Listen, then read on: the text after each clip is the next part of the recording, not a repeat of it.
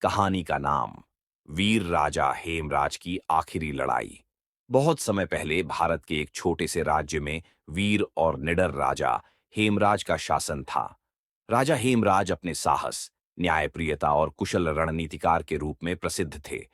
राज्य के लोग उनसे बेहद प्रेम करते थे, क्योंकि वे सिर्फ एक महान योद्धा ही नहीं, बल्कि एक उदार राजा भी थे, जो हमेशा प्रजा की भलाई के लिए सोचते थे।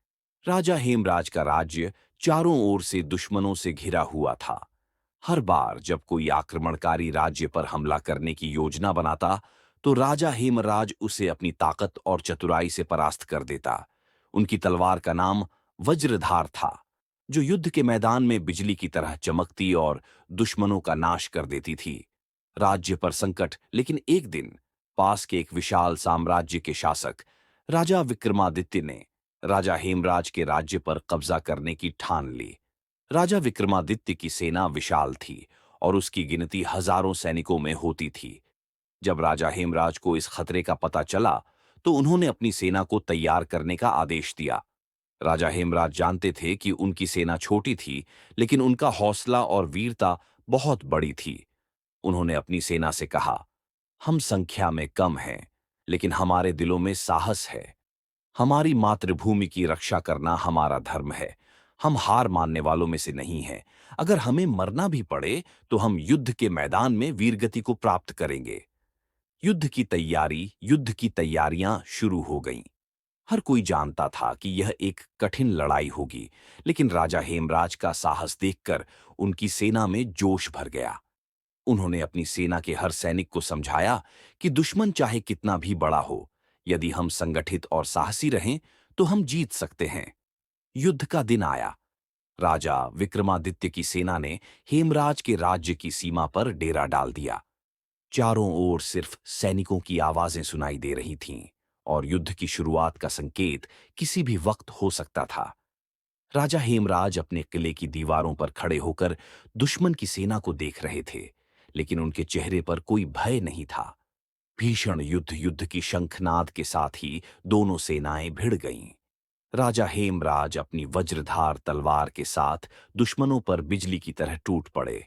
उनके वार इतने तेज थे कि दुश्मन सैनिकों को संभलने का मौका ही नहीं मिला। उनकी सेना भी उनके नेतृत्व में अद्भुत साहस के साथ लड़ रही थी। युद्ध भूमि में तलवारों की टकराहट और युद्ध घोष से वातावरण गूंज उठा। लेकिन राजा विक्रमादित्य की सेना बड़ी थी और धीरे धीरे राजा हेमराज की सेना पर भारी पड़ने लगी।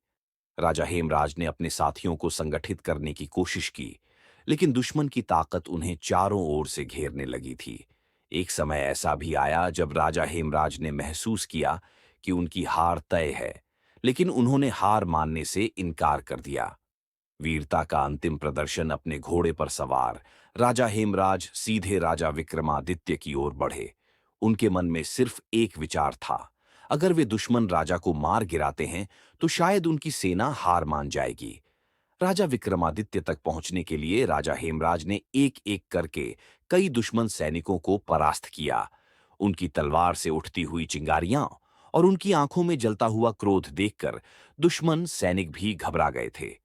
आखिरकार राजा हेमराज ने राजा विक्रमादित्य का सामना किया। दोनों राजाओं के बीच भीषण युद्ध शुरू हुआ।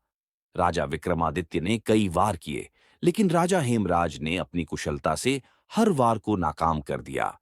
दोनों राजाओं की तलवारें आपस में टकरा रही थीं और युद्ध भूमि में हर कोई इस द्वंद्व को देख रहा था। लेकिन तभी एक विश्वासघाती तीर राजा हेमराज के सीने में आकर लगा। तीर किसी दुश्मन सैनिक ने पीछे से चलाया था। राजा हेमराज का शरीर कांप उठा, लेकिन उन्होंने हार नहीं मानी। उन्होंने आखिरी वार किया और राजा विक्रमादित्य को जमीन पर गिरा दिया। वीरगति की प्राप्ति अपने आखिरी क्षणों में राजा हेमराज घुटनों के बल जमीन पर बैठ गए। उनके सैनिक उनके पास दौड़े, लेकिन अब बहुत देर हो चुकी थी। राजा हेमराज की आंखों में अब भी जीत का साहस था, लेकिन उनका शरीर कमजोर हो चुका था।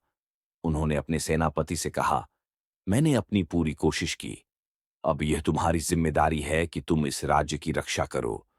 हमेशा याद रखना, वीरता और साहस से बड़ी कोई शक्ति नहीं है। उनके शब्दों के साथ ही राजा हेमराज ने अपनी आखिरी सांस ली। उनके निधन से राज्य में शोक की लहर दौड़ गई, लेकिन उनकी वीरता की कहानियां सदा के लिए अमर हो गईं।